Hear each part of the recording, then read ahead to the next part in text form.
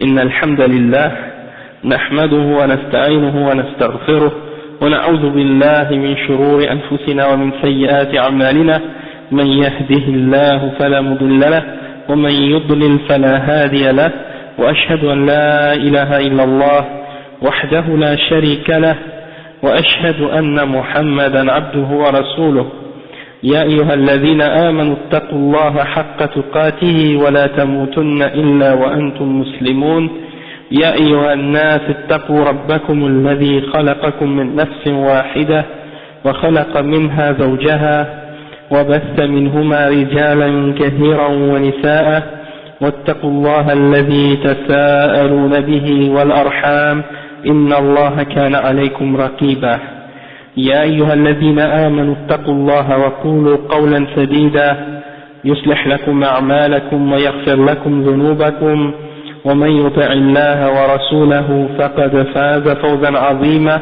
وإن خير الكلام كلام الله وخير الهدي هدي محمد صلى الله عليه وسلم وإن شر الأمور محدثاتها وكل محدثة بدعة وكل بدعة ضلالة وكل ضلالة في النار أما بعد. Donc, alhamdulillah, on continue le dars sur le mariage, Inch'Allah, puis on va expliquer aujourd'hui des règles en ce qui concerne certains principes dont on n'a pas encore parlé, et puis espérons que ça va nous aider à comprendre encore d'autres points importants au sujet de cette question dans l'islam. Donc, au dernier cours, on a parlé du contrat de mariage, puis on a parlé de la khitba, hein, puis maintenant on va parler d'autres règles qui se rapportent à ce sujet-là, Inch'Allah, pour continuer. Bon, maintenant, on a parlé des conditions de mariage, puis on a mentionné, je pense qu'on a parlé du mahar, hein. Donc, c'est important de comprendre qu'on doit donner à la fille un mahar.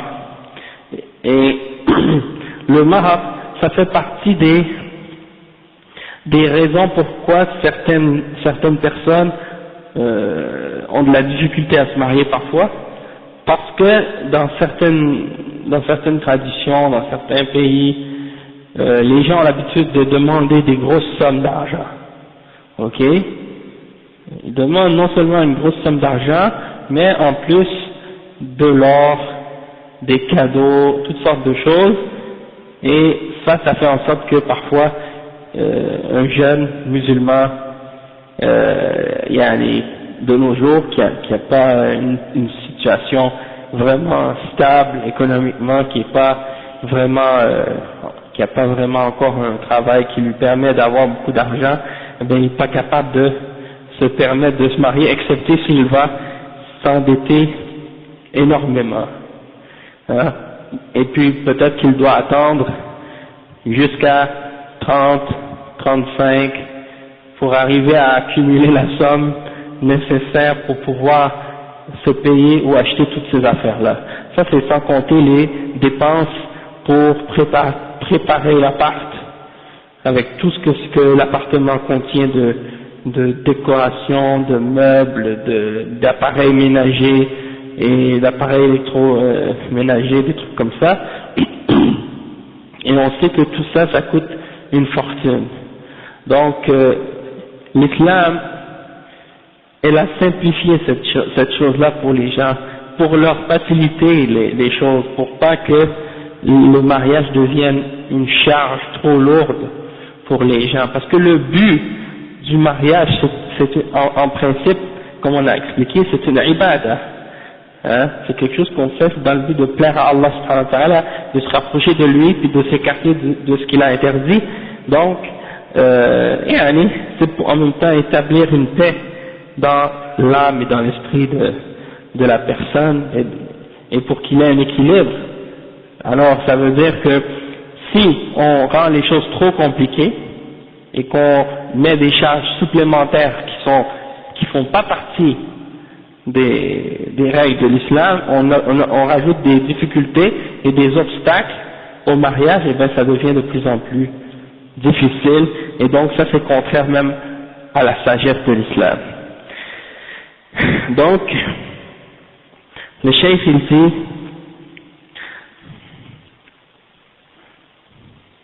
bon, avant ça, est-ce qu'on a mentionné que, oh oui, on a mentionné ça.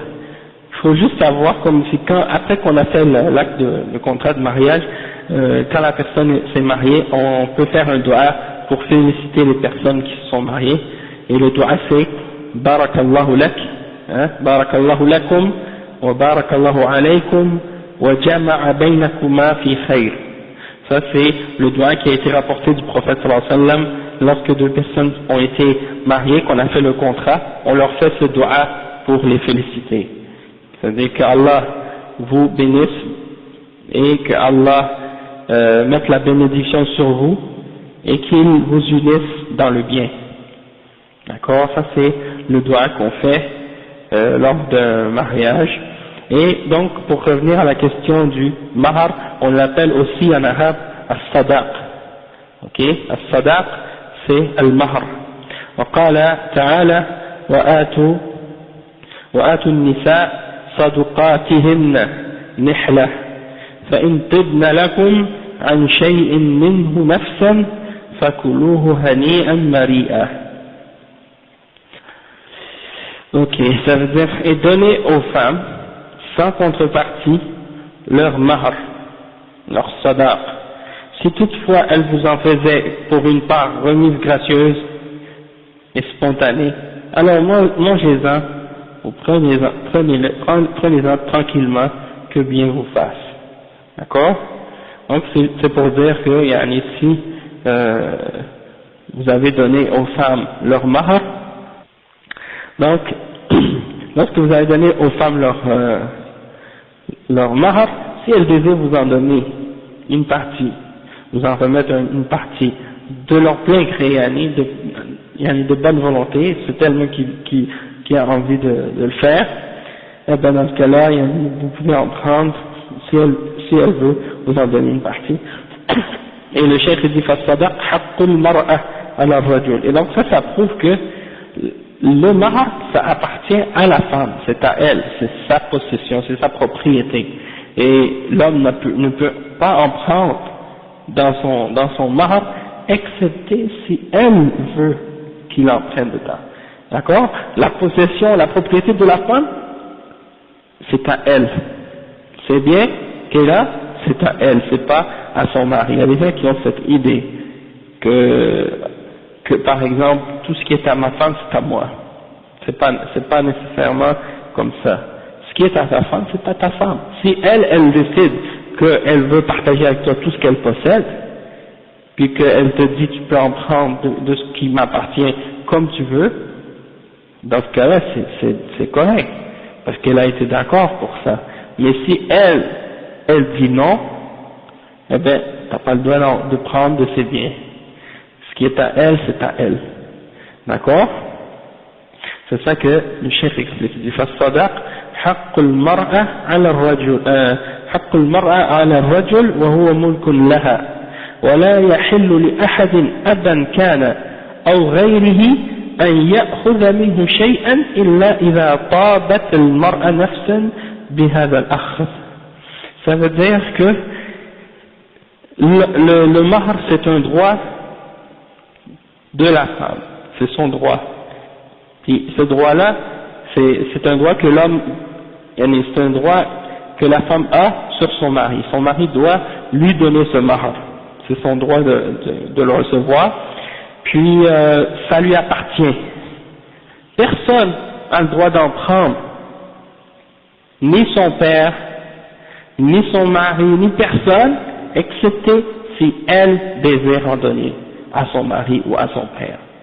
Hein, parce que dans certains pays, le père il prend le mahar pour lui, et c'est lui qui décide. C'est comme si, dans certaines mentalités de certaines personnes, comme si on voulait dire, ok, je donne ma fille en mariage, puis en retour, il me donne de l'argent parce que je lui donne ma fille. C'est comme s'il la vend. Hein? Et ça n'a rien à voir avec l'islam, cette mentalité-là. Le mahar, c'est pas un prix ou une somme d'argent qu'on donne au père parce qu'il donne sa fille. C'est une somme d'argent que le mari, l'homme, donne à la fille et qui va être sa propriété, qui va lui appartenir à elle. D'accord? Et donc, comme on dit, l'homme, ni le père, ni le mari, ni personne n'a le droit de prendre de cet argent-là, excepté si la femme est d'accord, avec sa permission. ولم تجعل الشريعة حدا لقلته ولا لكثرته ولكن حثت على تخفيف المهور وعدم المغالاة فيها تيسيرا لعملية الزواج وحتى لا يعرض عنه الشباب لكثرة مؤنته. Donc la charia, elle n'a pas mis de limite pour la quantité de mahar, c'est-à-dire il n'y a pas de limite pour combien tu peux donner, minimum ou maximum, il n'y en a pas, il n'y a pas de minimum et il n'y a pas de maximum. Le minimum ça peut être $1, même 25 sous, il n'y a pas un minimum. Une ayah, oui c'est ça, comme tu dis, comme on va mentionner l'exemple de l'homme qui avait rien à donner en mariage et il connaissait certains versets du Coran et donc il a épousé la femme en échange de lui enseigner quelques versets du Coran. Ça peut être ça son mahar. Ça peut être par exemple un homme qui dit par exemple une femme, un homme qui connaît par exemple la langue arabe, la grammaire et tout. Et sa femme lui dit d'accord, j'accepte de me marier avec toi, mais je veux que mon mahar soit que tu m'enseignes la grammaire arabe. Donc ce sera ça son mahar. Tu vois, ça peut être quelque chose de symbolique, ça peut être quelque chose de pas nécessairement d'être quelque chose qui a une valeur matérielle, mais ça peut être quelque chose qui a une valeur dans la connaissance ou dans d'autres choses de ce genre. Donc il n'y a pas de maximum non plus. Ça peut être $1 million. Si un homme il dit moi je vais donner à cette femme $1 million comme mahar, et s'il a les moyens, il peut lui donner ça aussi. Hein? Il n'y a pas de minimum, il n'y a pas de maximum non plus. D'accord? Toutefois, la charia, c'est-à-dire les textes du Coran et de la Sunna, incitent les gens à ce que le montant du mahar soit raisonnable et le plus bas possible. Pour que ce soit pas une charge trop lourde pour les jeunes qui veulent se marier, parce que déjà, comme on a dit tout à l'heure, les dépenses pour le mariage sont tellement grandes et il y a tellement de choses à acheter pour arriver à pouvoir se marier, et donc ça rend les choses difficiles. Et comme vous avez expliqué déjà dans les cours passés, il faut faciliter le mariage aux jeunes, et il faut leur faciliter à avoir les moyens de le faire. Et ça c'est la responsabilité aussi des parents. Comme on a dit, le père il doit faciliter à son fils et à sa fille si ils veulent se marier et rendre les choses faciles et les aider économiquement et d'autres façons si c'est possible. Et le fait de diminuer le mahar, ça facilite beaucoup les choses pour les jeunes. Le Cheikh il dit وقال تعالى وإن أردتم استبدال زوج مكان زوج فآتيتم إحداهن قنطارا فلا تأخذوا منه شيئا. Si vous voulez échanger, c'est-à-dire si vous voulez divorcer une femme puis prendre une autre, alors si vous avez donné à votre femme un mahar, que ce soit une qintar, alors ne prenez rien de ce que vous leur avez donné. Ça c'est pour dire que peu importe combien vous donnez à la femme comme mahar, une fois que vous l'avez donné lorsque vous êtes marié avec elle, vous ne pouvez rien en reprendre, donc ça prouve qu'il n'y a pas de limite, il n'y a pas un maximum. Ok, 1000 pièces d'or. Ok, c'est de là que, ok, 1000 pièces d'or, c'est le qintar. Donc vous lui avez donné une grosse somme d'or en or, donc si vous avez envie de substituer une femme par une autre, c'est-à-dire que vous avez une femme et vous voulez la divorcer puis vous voulez prendre une autre femme à sa place et que vous avez donné à cette femme que vous avez une somme comme un tintar, c'est-à-dire comme 1000 pièces d'or, eh bien vous n'avez pas le droit de reprendre rien de ce que vous leur avez donné, d'accord? Et donc une fois que tu as donné à une femme une somme dans le mahar, eh bien ça lui appartient. Et si vous la divorcez, bien, vous en reprenez rien. Et il y a des versets, par exemple, dans le Coran qui mentionnent aussi que lorsque, par exemple, un homme, parfois, il veut divorcer sa femme, il veut pas la divorcer. Qu'est-ce qu'il fait? Il agit mal avec elle pour que elle demande le divorce, hein, comme un khul, et comme ça, qu'elle lui remette son mahar. Vous comprenez? Pour la forcer à remettre le mahar qu'il lui a donné. Parce qu'il y a le khul dans l'islam, c'est quand la femme veut demander le divorce et que le mari ne veut pas, elle va voir le juge et le juge va faire briser leur mariage, mais en échange du mahar. C'est-à-dire la femme doit remettre à son mari le mahar. Donc Allah subhanahu wa ta'ala a interdit d'agir comme ça, c'est-à-dire de forcer la femme à demander le divorce pour que tu puisses reprendre une partie de ce que tu lui as donné. D'accord? Il y a des versets comme ça dans le Coran. Parce qu'il y a des gens comme ça, il y a des gens qui agissent comme ça, c'est une façon malhonnête. Il y a des chouïrs qui ont expliqué, comme Cheikh Fawzan il expliquait une fois, même Cheikh Ibn Uthaymin, il expliquait que si par exemple, le fait que le mahar soit tellement élevé des fois dans certaines cultures, dans certains pays, le mahar est tellement élevé qu'un homme, si il a un problème avec sa femme, ben, il refuse de la divorcer pour lui rendre la vie dure, il va la traiter mal et l'harceler et pour que parce qu'il a dit j'ai tellement dépensé d'argent pour me marier avec cette femme, je ne vais pas la laisser partir avec tout cet argent. Je veux avoir une partie de ce que je lui ai donné, ou bien je veux avoir tout ce que je lui ai donné en échange pour que je la divorce. Hein? Ça c'est une forme d'injustice. Donc si le mahar était plus bas, eh bien ça éliminerait ces problèmes, d'accord? Parce que des fois ça devient des causes de problèmes. Ok, c'est comme si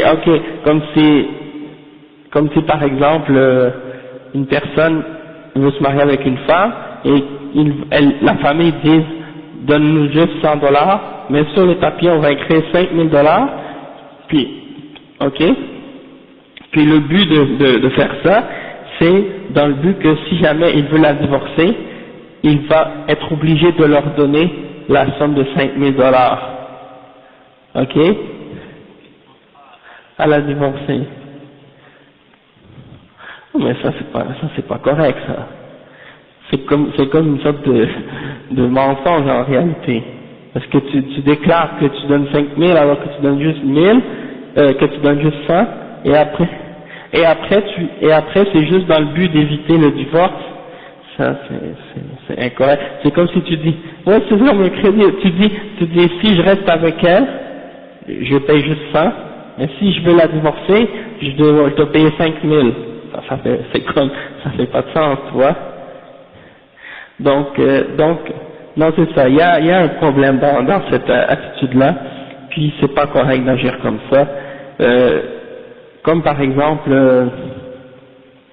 si ils demandent $100, ils doivent écrire $100, hein, puis il n'y a pas une somme de mahar que tu dois payer plus si tu divorces la fille et si tu restes avec elle.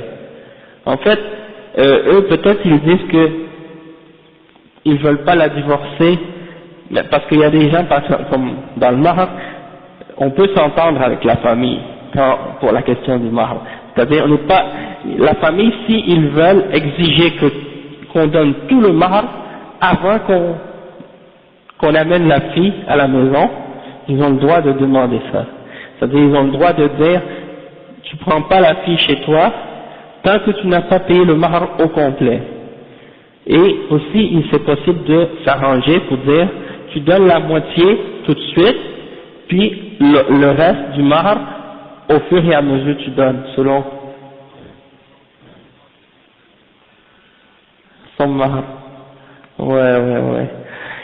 Bon, tu vois, donc c'est des questions. Le mahr, ça doit pas être vu comme un obstacle, comme si on utilise le mahr comme un moyen de contrainte, ou bien un obstacle pour le divorce.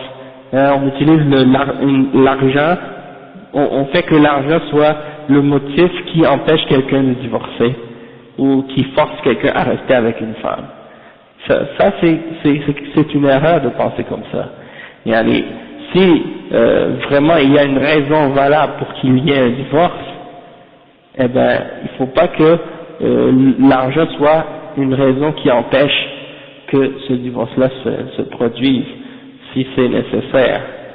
Dans le cas contraire également, si yani, en tout cas, c'est une méthode, vraiment c'est la première fois que j'entends ça, mais il y a quelque chose de malhonnêteté là-dedans, d'agir de cette façon-là.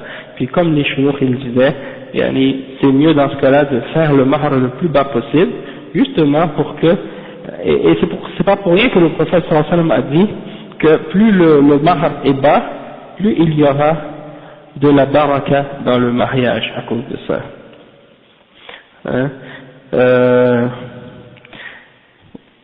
Donc c'est ça. Et le chef il mentionne un hadith عن أنس بن مالك رضي الله عنه أن عبد الرحمن بن عوف جاء إلى رسول الله صلى الله عليه وسلم وبه أثر صفرة فسأله رسول الله صلى الله عليه وسلم فأخبره أنه تزوج امرأة من الأنصار وقال كم سقت إليها؟ قال زنة نواة من ذهب. قال رسول الله صلى الله عليه وسلم أولم ولو بشاة. Et donc ça c'est le hadith selon Malik, Anas ibn Malik, que le messager d'Allah, que Anas ibn Malik radiallahu anhu il a dit que Abdurrahman ibn Auf est venu voir le prophète sallallahu alayhi wa sallam et il s'était marié. Il a dit au prophète sallallahu alayhi wa sallam qu'il s'était marié, puis il avait de l'or. Il a dit combien tu as, pour combien d'argent tu t'es marié, c'était quoi le mahr? Il a dit le poids un poids d'or, et il a dit fais un walima même avec une chèvre. Même si tu peux juste faire le walima, si tu veux faire le walima, fais le walima. En fait il a dit fais le walima même juste avec une chèvre.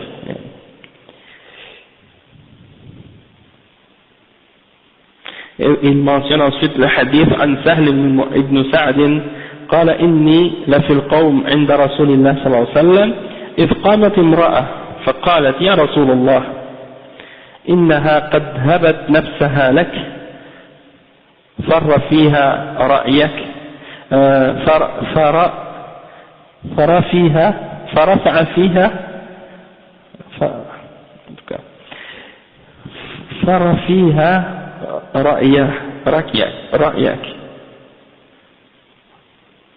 فلم يجبها شيئا ثم قامت فقالت يا رسول الله إنها قد وهبت نفسها لك فرى فيها رأيك ثم قامت الثالثة فقالت يا رسول الله إنها après dit فقال يا رسول الله فقام رجل فقال يا رسول الله أنكحنيها قال هل عندك من شيء؟ قال لا. قال اذهب فاطلب ولو خاتما من حديد فذهب وطلب ثم جاء فقال ما وجدت شيئا ولا خاتما من حديد. قال هل معك من القرآن شيء؟ قال معي سورة كذا وكذا. قال اذهب فقد أنكحتها بما معك من القرآن. Donc ça c'est un hadith qui est muttafaq alayh. C'est le hadith selon Sahl ibn Sa'd, radiyallahu anhu, qu'une femme est venue voir le prophète sallallahu alayhi wa sallam et elle s'est offerte elle-même en mariage au prophète Muhammad sallallahu alayhi wa sallam. Et le prophète sallallahu alayhi wa sallam, donc il était là et le sahabi a dit Ya Rasulallah, cette femme est venue pour s'offrir elle-même en mariage pour toi. Donc le prophète sallallahu alayhi wa sallam, qu'est-ce qu'il a fait?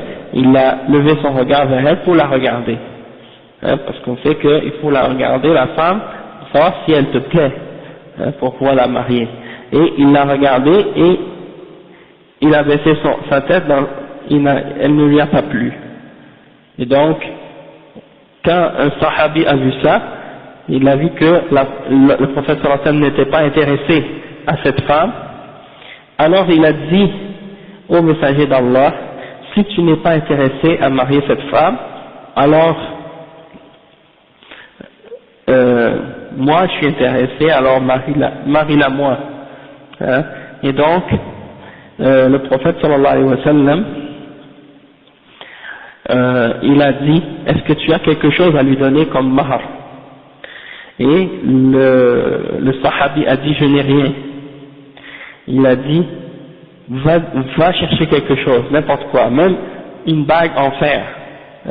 On sait qu'une bague en fer, ça n'a aucune valeur. Même une bague en fer. Donc, il est parti, il est revenu, il dit, Ya Rasulallah, j'ai rien, même pas une bague en fer. Et dans une autre narration de ce hadith, il a dit, Ya Rasulallah, j'ai seulement mon izar, et si je lui donne mon izar, moi j'aurais rien à porter. Il n'a rien du tout. Alors, l'homme, le prophète sallallahu alayhi wa sallam lui a dit, qu'est-ce que tu possèdes comme mémorisation? Qu'est-ce que tu as mémorisé du Coran? Eh bien, l'homme a répondu, je connais telle et telle sourate. Alors, le prophète sallallahu alayhi wa sallam lui a dit, alaykoum salam, le prophète sallallahu alayhi wa sallam lui a dit, je te la donne en mariage pour ce que tu possèdes de Coran en mémorisation. Ok? يقول الشيخ بعد ذلك الشيخ يقول يجوز تعجيل الصداق كله وتأخيره كله وتعجيل بعضه وتأجيل بعضه. Donc comme j'ai dit tout à l'heure, c'est permis de donner tout le mahr d'un premier coup ou de le retarder tout au complet, c'est-à-dire de déjà donner le mahr mais plus tard, ou de donner une partie en avance et de donner le reste après. D'accord?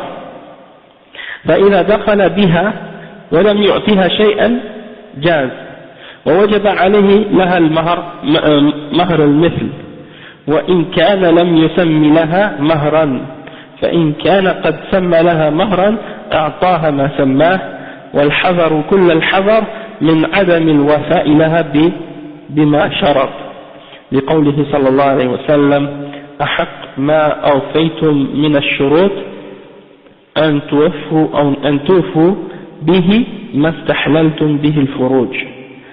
Ça c'est un hadith qui est muttafaq alayhi aussi. Ça dit, ah oui, le cheikh il dit, si tu as amené la femme chez toi après que tu t'es marié avec elle, tu as amené la femme chez toi et que tu ne lui as rien donné de mahar, c'est permis. C'est-à-dire, tu vas lui donner après, pas tout de suite au début. C'est permis de faire ça. Mais, bien entendu, si par exemple, tu as dit, je vais te donner un mahar, mais tu n'as pas spécifié quelle somme tu lui as donné, tu n'as pas spécifié quelle somme tu vas lui donner, dans ce cas-là, le mahar que tu dois lui donner, c'est le mahar des femmes de son rang ou de sa classe sociale, dans le sens que si dans l'habitude des femmes de cette classe, les femmes ont un mahar qui est connu traditionnellement, c'est-à-dire les gens sont habitués que la femme habituellement elles ont telle somme d'argent. Oui, c'est ça. Sa famille, combien les femmes de sa famille, combien les femmes ont reçu dans sa famille ou dans le quartier ou dans les femmes de son niveau social, combien elles ont reçu. Dans ce cas-là, il doit lui donner à cette femme la somme qu'on donne aux femmes de son rang. D'accord? Mais si la femme a spécifié un montant et qu'ils se sont mis d'accord sur ce montant-là, dans ce cas-là, il doit donner ce qu'il a dit qu'il allait lui donner. D'accord? Et donc, c'est ça. Et il faut qu'il prenne ça en considération et qu'il respecte sa parole. Parce que ça, c'est une des conditions du mariage et une des conditions, comme le prophète sallallahu alayhi wa sallam a dit, une des conditions qui mérite le plus d'être respectée, c'est la condition par laquelle vous avez rendu halal les parties génitales. C'est ça. فإن مات الزوج بعد العقد وقبل الدخول فللمرأة المهر كاملا. Si par exemple l'homme il meurt, par exemple on a fait le contrat de mariage, mais la femme n'est pas encore venue habiter chez toi, elle est toujours chez ses parents, puis que tu meurs, elle doit recevoir le mahar au complet qu'elle avait été promise. Ben, si elle pardonne, ça c'est autre chose, mais s'il meurt et qu'il lui avait promis un mahar, eh bien, il doit lui donner, elle doit recevoir le mahar en entier. Ouais, c'est comme une dette, comme ça devient comme une dette. عن علقمة قال أوتي عبد الله في امرأة تزوجها رجل فمات عنها ولم يفرض لها صداقا ولم يكن دخل بها فقال فاختلفوا إليه فقال أرى لها مثل مهر نسائها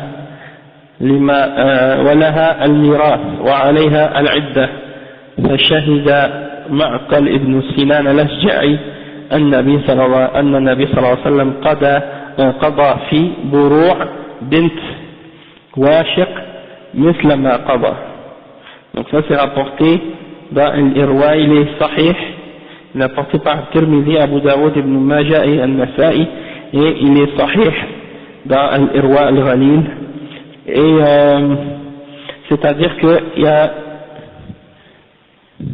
une femme qui était mariée avec un homme et son mari est mort avant qu'elle vienne habiter avec lui, et il ne lui avait pas désigné un mahr précis. Donc on a ordonné de donner le mahr qu'on donne aux femmes de son rang ou de sa famille habituellement, et elle a l'héritage, elle a le droit à l'héritage, et elle a également la idda. Et Ma'qal ibn Sinan al-Ashja'i, il a témoigné que le prophète sallallahu alayhi wa sallam avait jugé par la même chose que ce jugement-là durant sa vie. Ok. Donc ça c'est pour le mahar. Maintenant,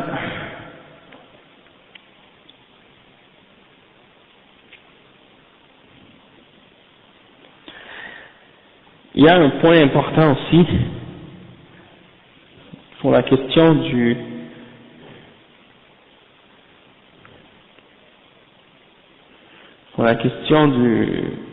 mariage. Là, il y a la question du walima, hein? C'est ça qu'on avait parlé tout à l'heure, le walima. Le walima, c'est la fête du mariage. On appelle ça le walima. Et ça, bien entendu, c'est obligatoire.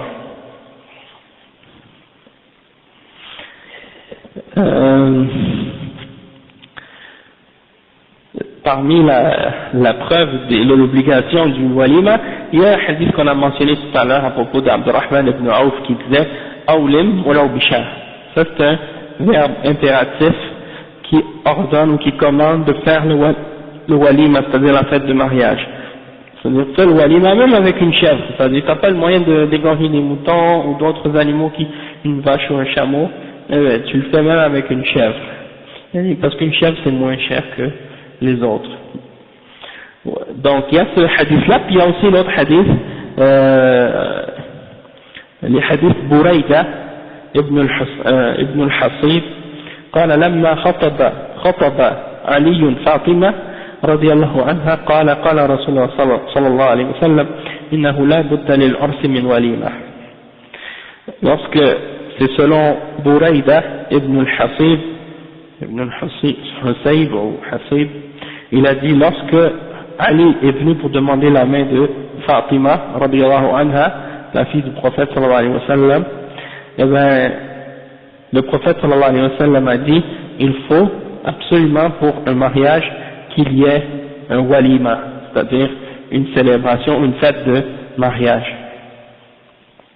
Et le but du mariage, le but du walima, c'est pour faire connaître ou pour faire annoncer le mariage. Ok. Et الشيخ dit ينبغي أن يلاحظ فيها أمورا. Donc il faut prendre considération de plusieurs choses. الأول أن تكون 3 أيام عقب الدخول لأنه هو المنقول عن النبي صلى الله عليه وسلم.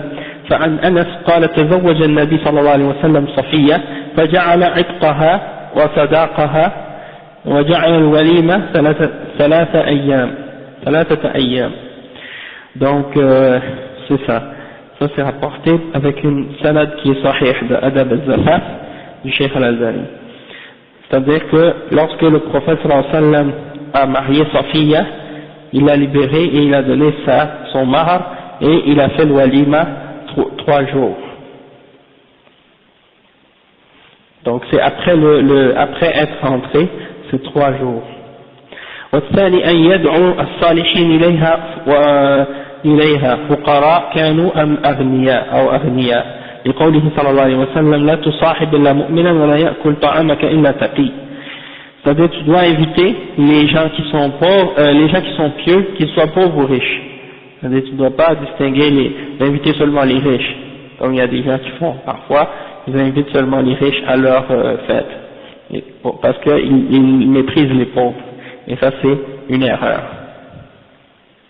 Ils invitent seulement les amis riches, ou bien les proches, ou les gens il y en a qui ont de l'argent, ou le prestige.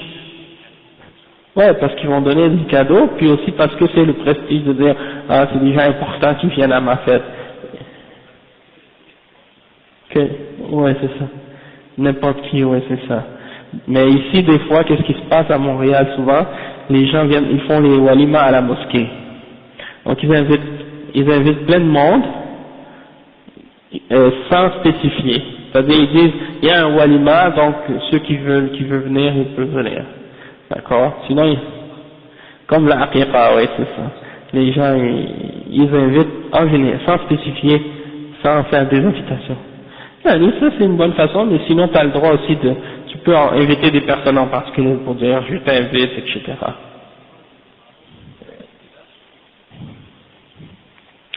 Comme par exemple, on a dit le walima c'est wajib, mais il y a des différentes opinions sur ça. Il y a des ulama qui considèrent que le walima c'est pas obligatoire. Il y en a qui considèrent que le walima c'est recommandé seulement. Et ils disent que le plus important dans le but du walima c'est de faire savoir qu'il y a eu un mariage, l'i'lan, pour faire connaître, et que l'i'lan il est établi si il y a eu 2 témoins, hein, et les proches qui savent qu'il y a eu ce mariage-là, ça suffit comme i'lan, c'est le minimum obligatoire. Tandis que d'inviter les gens pour faire le walima puis pour que tout le monde mange, ça aussi c'est pour faire l'i'lan, mais c'est pas obligatoire, c'est recommandé seulement. D'accord? Donc il y a ce point de vue-là aussi. Et les ulama qui disent que c'est obligatoire, ils se basent sur le fait que le prophète sallallahu alayhi wa sallam a dit awlim wala bisha, comme j'avais dit tout à l'heure, c'est un verbe impératif qui prouve que c'est un ordre, et l'ordre implique une obligation. D'accord? Puis les ulama qui disent que c'est recommandé, eh ben ils disent que c'est recommandé de le faire, mais c'est obligatoire d'y assister si on est invité. Tu comprends? C'est obligatoire d'y assister si on est invité personnellement.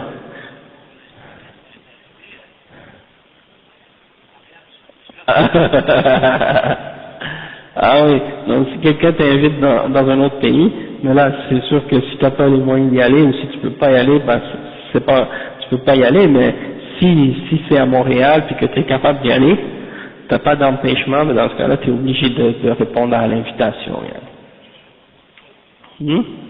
Si tu jeûnes, ben on va en parler de ça. Si tu jeûnes dans ce cas-là, tu dois briser ton jeûne si c'est une nafila.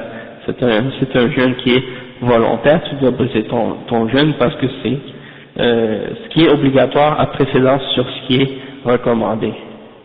D'accord? Si on t'invite pour le mariage et la aqiqa aussi, je pense, wallahu a'lam. Mais on va revenir à ça. اختلفوا في وجوب الوليمة وليمة العرس على قولين أحدهما أنها واجبة لقول عبد الرحمن لقول الرسول صلى الله عليه وسلم لعبد الرحمن بن عوف أولم ولو بشاه، ولأن النبي صلى الله عليه وسلم لم يتركها في حضر ولا سفر، والثاني أنها سنة كما ذكر لأنه إطعام لحدوث سرور ولم يجب كسائر الولائم، فهي محمولة على تأكيد الاستحباب والإجابة، فيجب على وجه أيضا لما روى مسلم عن ابن عمر أن النبي صلى الله عليه وسلم قال إذا دعي أحدكم إلى وليمة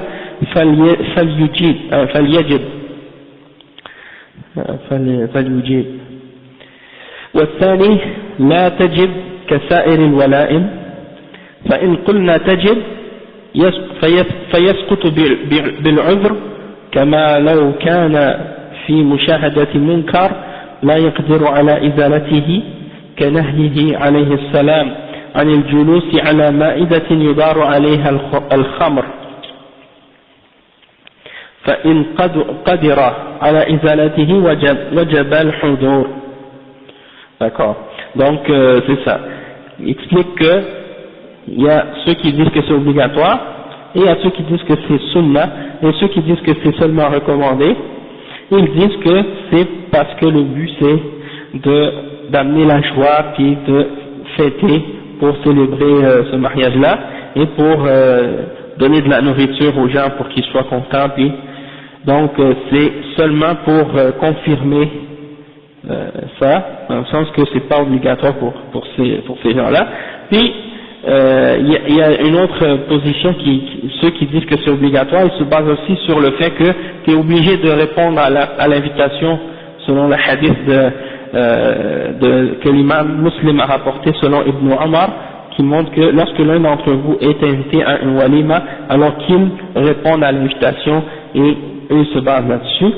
Mais il y a aussi ceux qui disent que c'est pas obligatoire, ils disent que c'est pas obligatoire si tu as une excuse valable, et aussi c'est pas obligatoire dans le cas où tu risques d'aller dans un walima où il y a quelque chose de haram. Si tu rentres dans un walima puis tu trouves quelque chose de haram, tu n'as pas le droit de rester, excepté si tu penses que tu es capable d'interdire ou de changer ce mal ou cette chose qui est haram dans cet endroit-là. Si tu sais que tu es capable d'interdire cette chose qui est haram dans le walima, dans ce cas-là, tu es obligé d'assister. Mais si tu penses que tu vas aller là-bas puis que tu ne pourras pas l'interdire, dans ce cas-là, tu n'as pas le droit d'y aller. Oui, c'est ça. Donc, par exemple, supposons que tu rentres dans le walima, tu es invité dans un walima, puis tu vas trouver, par exemple, Parce que qu'est-ce qu'ils font les musulmans des fois dans des walimas, c'est ça, tu vas trouver de la mixité. Les hommes sont dans la même pièce que les femmes et ils sont mélangés ensemble. C'est-à-dire, il n'y a pas de séparation entre les hommes et les femmes. Et tu vas trouver que les femmes qui sont mélangées avec les hommes, eh ben, elles sont pas voilées.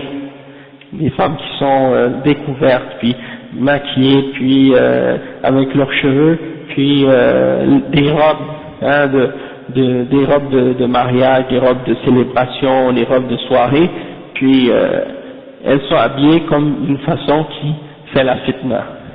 Dans ce cas-là, tu n'as pas le droit d'assister dans une fête de mariage comme ça. Sauf si tu es capable d'aller là-bas, hein, puis que tu vas, par exemple, être capable de dire aux gens, ok, il faut séparer les hommes et les femmes, mettez un mur ou un rideau ou une barrière entre les deux. Dans ce cas-là, tu es obligé d'y aller, si tu es capable de les séparer.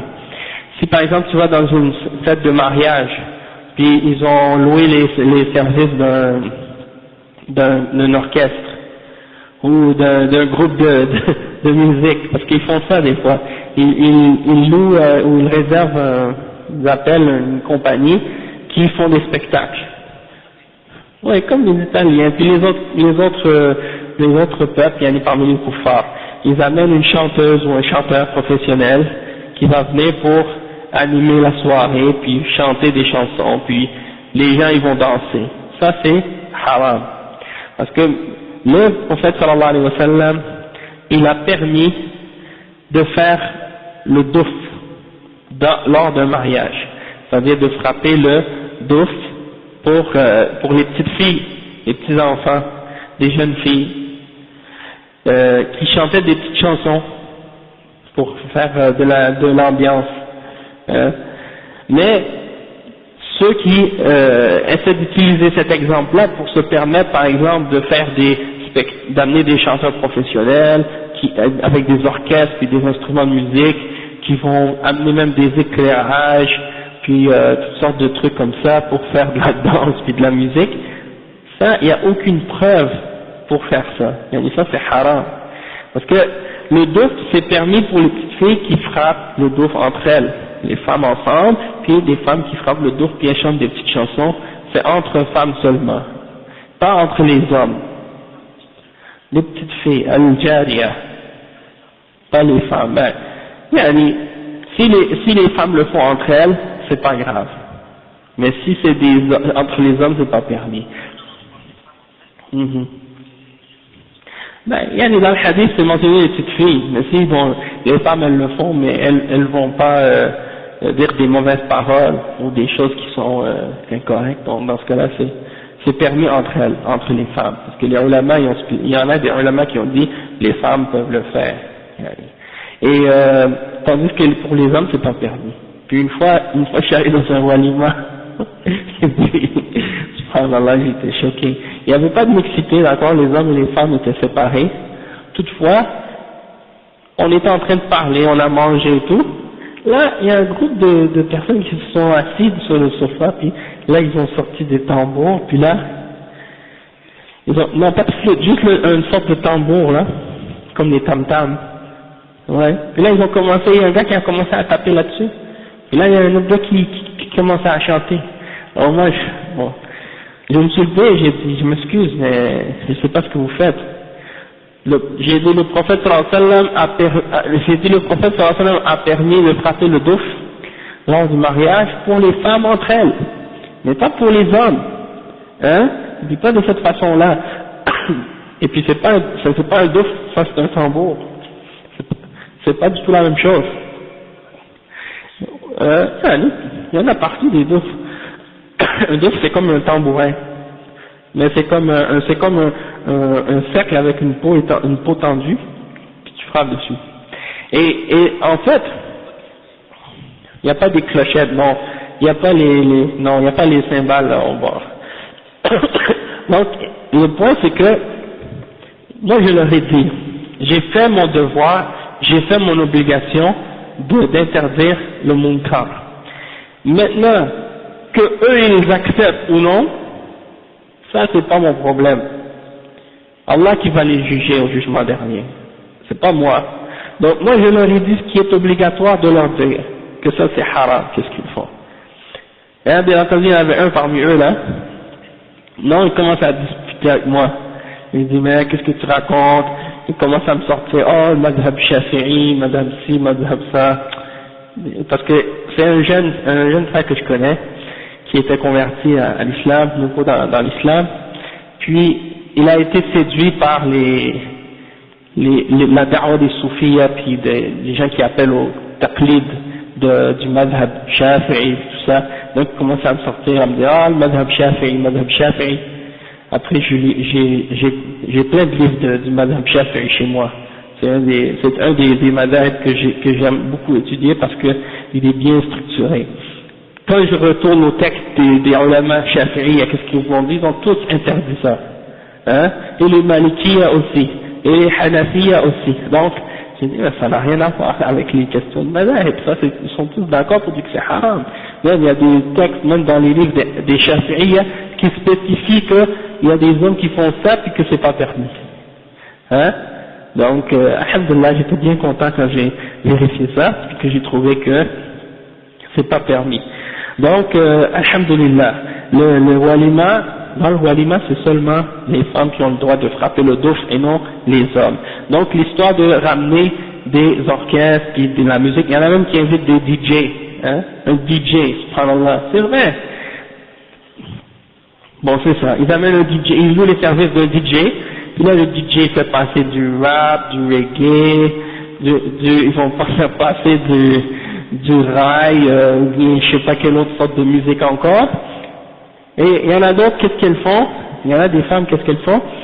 Elles veulent être plus religieuses, donc elles amènent des cassettes de chants traditionnels, soi-disant, puis elles font jouer ça, Allah, souvent il y a de la musique, c'est pas juste le douf.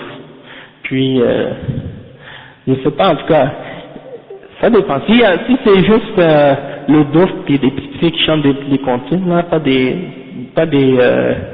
trucs, comme on dit, professionnels, Allahu A'lam, ça c'est moins pire, il n'y a pas de doute. C'est moins pire que les trucs de musique, mais par contre, si c'est des cassettes de musique qui sont autres que le douf, il y a plus que le douf puis des petites filles qui chantent des comptines ou des chansons de mariage, dans ce cas-là, c'est pas permis. Ouais, c'est permis qu'elle se prépare. Il y a dans un hadith, justement, dans Adab al-Zafaf du Cheikh Al-Albani, il a même mentionné les paroles d'une des chansons que les petites filles chantaient lors du walima. Et Allah Musta'an, Al-Qardawi puis d'autres de sa catégorie, ils ont essayé d'utiliser ça comme une preuve pour permettre la musique. Alors que c'est des petites filles innocentes, qui savaient même pas chanter peut-être, elles chantaient peut-être même faux, mais c'est pas très important, l'important c'est juste que, le but c'était juste de mettre une petite atmosphère. Donc elle disait quoi? Elle disait Ataynakum, fahayyuna, nuhayyikum, ولولا الذهب الأحمر ما حلت بواديكم ولولا الحنطة السمراء ما سمنت عذاريكم. Donc c'est vraiment des paroles vraiment innocentes. C'est pour dire nous sommes venus à vous, alors saluez-nous et nous vous saluons, et si c'était pas de l'or rouge, des paroles comme ça, c'est pas, il n'y a rien de haram, il n'y a rien de mauvais dedans, c'est pas comme les chansons actuelles aujourd'hui. Il y en a qui sont pires que ça parmi les musulmans. Parfois, qu'est-ce qu'ils font? Ils amènent même des danseuses, des femmes qui viennent pour faire des danses du ventre ou des trucs comme ça dans leur célébration. Et puis ça c'est clair que c'est haram, ça fait pas de sens. Non. Et il y en a, et puis tu vois le pire, les hommes et les femmes mélangés ensemble, il y a les femmes avec le hijab qui commencent à danser avec leur hijab, qui se mélangent avec d'autres femmes ou avec d'autres hommes. Et tu vois ça, tu te dis, mais c'est quoi ça? C'est hijab, le hijab, le comportement qui contredit le comportement du hijab.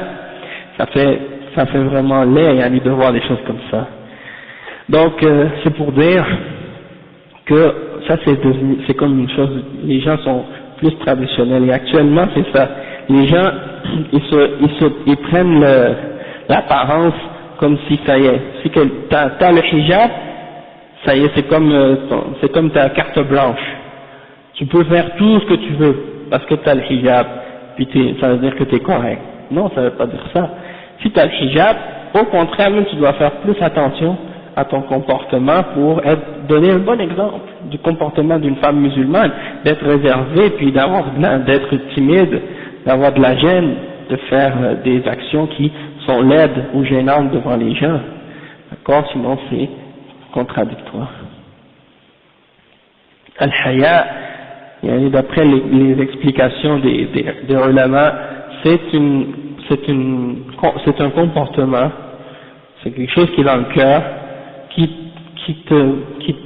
t'empêche de faire toute chose qui est laide. Hein? Oui, c'est ça. C'est comme la pudeur, qui t'empêche de faire toute chose qui est laide de paroles ou des actions. Et ça, c'est envers Allah subhanahu wa ta'ala, premièrement, puis ensuite envers les créatures. C'est ça la définition de Al-Haya. D'accord. Bien sûr, la timidité, la pudeur, la réserve, c'est des mots qui expriment la même signification que Al-Haya. C'est comme Al-Hishma aussi. Hein? Al-Haya, Al-Hishma. Al-Khajal, c'est pas la même chose. Al-Khajal, c'est quand tu as peur de faire quelque chose, mais Al-Khajal, ça c'est blâmable. C'est pas louable. Comme la timidité, c'est quelque chose qui est louable, parce que tu as peur de faire quelque chose de laid, de mauvais. Tandis qu'Al-Khajal, c'est-à-dire, tu peux avoir le Khajal de faire quelque chose de bien. C'est-à-dire, comme par exemple, tu vois, il y a plein de monde qui font quelque chose de haram, puis toi, tu as peur de leur dire que c'est haram, parce que tu as peur de leur réaction, ou tu as peur qu'ils te rejettent, ou qu'ils te critiquent. Ça, c'est une forme de khajal, et ça, c'est blâmable. Ça, c'est pas considéré comme de la gêne ou de la timidité qui est louable. C'est quelque chose de blâmable. Donc, la gêne qui est louable et qui est blâmable, c'est quand c'est quelque chose qui a rapport avec le fait de t'éloigner de ce qui est mauvais, et de ne pas faire ce qui est mauvais. D'accord? C'est comme ça, et même le prophète sallallahu alayhi wa sallam, il a dit, la haya fi din. Il n'y a pas de gêne dans la religion. Dans le sens qu'il ne faut pas que tu amènes ta gêne, t'écartes de ce qui est bon pour toi, ou t'éloignes de ce qui est bon pour toi dans la religion, et de même que la gêne ne doit pas t'empêcher de faire ce qui est, leur donner le bien, puis de faire le bien, puis d'être courageux. Sinon c'est d'être peureux, c'est pas, c'est al-jubn, c'est de la peur, c'est pas de la gêne, c'est pas de la timidité. Ok? Donc si tu rentres dans une fête aussi de mariage et qu'il y a de l'alcool, il faut, tu vois, dans les mariages musulmans, hein, tu vas voir qu'il y a de l'alcool. Dans les mariages traditionnels turcs, hein, tu vas voir les hommes et les femmes qui dansent ensemble. Mais parce que c'est des danses traditionnelles, ou des danses même des fois qui sont modernes, la musique moderne, américaine ou autre, ils disent, ah mais c'est pas grave, on peut danser ensemble. Ou bien, il y a beaucoup de jahiliya. Et les musulmans, ils doivent, quand tu vois les mariages, c'est là que tu vois toute la jahiliya, les problèmes des coutumes d'ignorance que les musulmans ont en eux, qui sont contraires à l'islam, et qu'ils vivent comme ça et ils l'acceptent, c'est culturellement accepté. Et c'est-à-dire ils ne retournent pas au Coran et à la Sunna pour corriger puis purifier leur culture de toutes ces contradictions avec la charia. Donc, comme je disais au début, ceux qui vivent en marge des règles de la charia, hein, qu'ils ont adopté un mode de vie, une mentalité, une pensée occidentale à 100%, et qui se disent que de vivre comme eux, c'est normal, c'est comme ça qu'il faut vivre.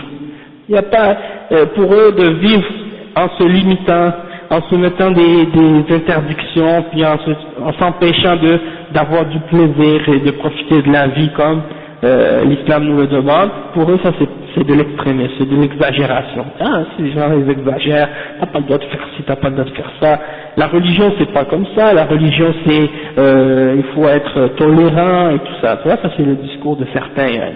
Donc ils prennent de la religion ce qui leur fait plaisir, dans les limites de leur désir et de leur passion, et ce qui ne leur fait pas plaisir ou ce qui les empêche de satisfaire leur passion, ben là ils disent ah ça c'est exagéré, ça c'est ci, ça c'est ça, puis ils suivent les coutumes et les habitudes des non-musulmans, puis ça ne les dérange pas.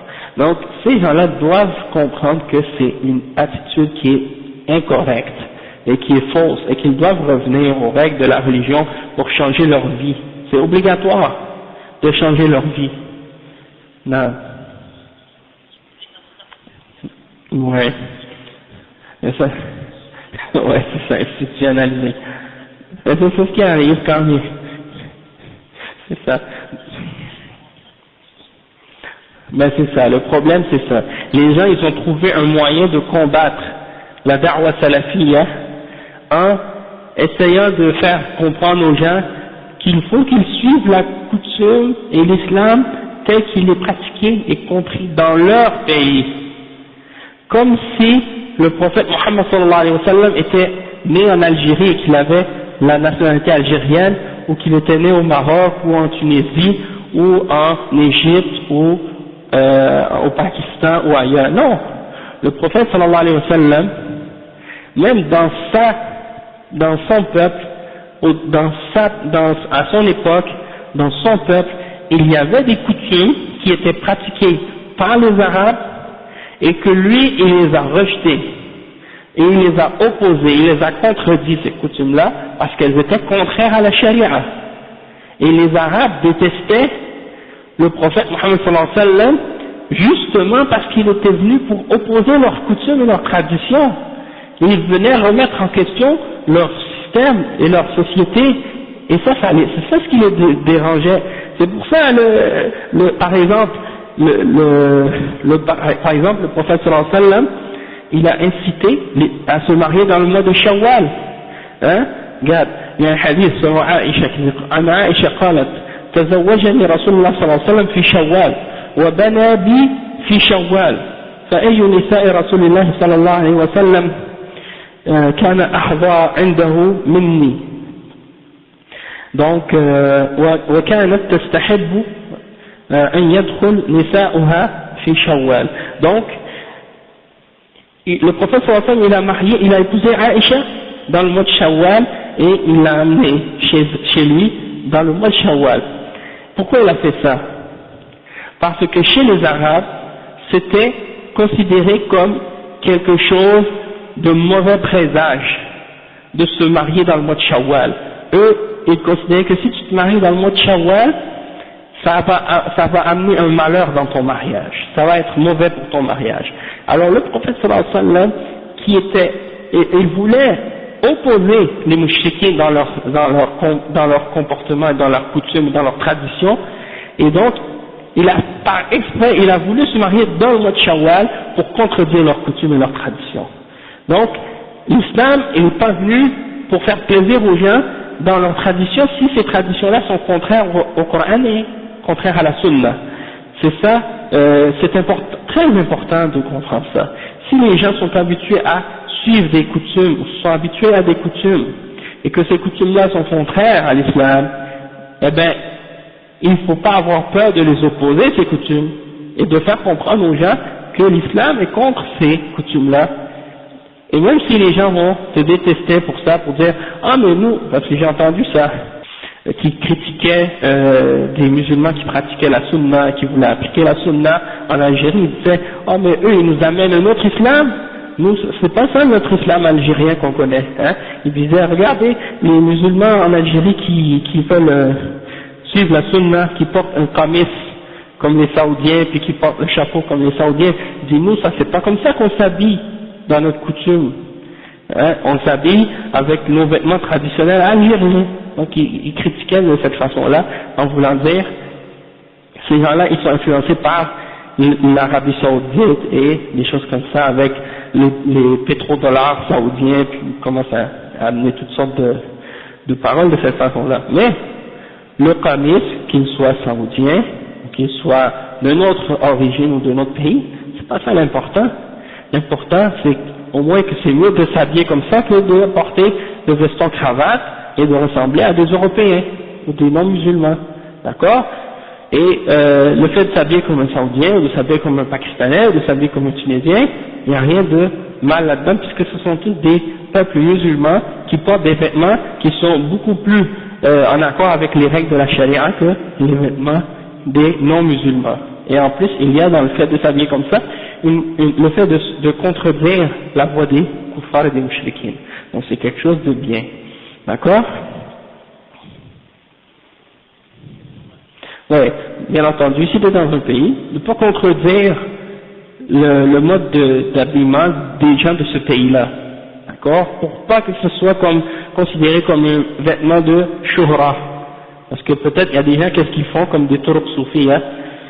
Les gens, tout le monde s'habille d'une façon dans ce pays-là, c'est leur tradition, dans cette ville, puis eux, ils se font un vêtement à eux pour leur tariqa qui est différent de tous les autres, pour se distinguer des autres musulmans. Et donc ça, c'est haram de faire ça. D'accord? Et dans ce sens-là, c'est sûr que si tu commences à faire un vêtement spécifique pour désigner les gens qui pratiquent l'islam, ils doivent s'habiller d'une façon différente des autres, ça c'est pas correct. Mais si tu t'habilles d'une façon parce que c'est en accord avec les règles de la charia, par exemple que ce soit des vêtements amples, ce soit des vêtements qui sont pas transparents, ce sont des vêtements qui dépassent pas la cheville, etc. Les conditions de la charia, si ça respecte les conditions, tu peux le porter, et que ça ressemble pas aux vêtements des kuffars et des mouchriquines, parmi les vêtements qui font partie des vêtements que seulement eux portent, hein. Dans ce cas-là, c'est pas permis de les porter leurs vêtements, ces vêtements-là.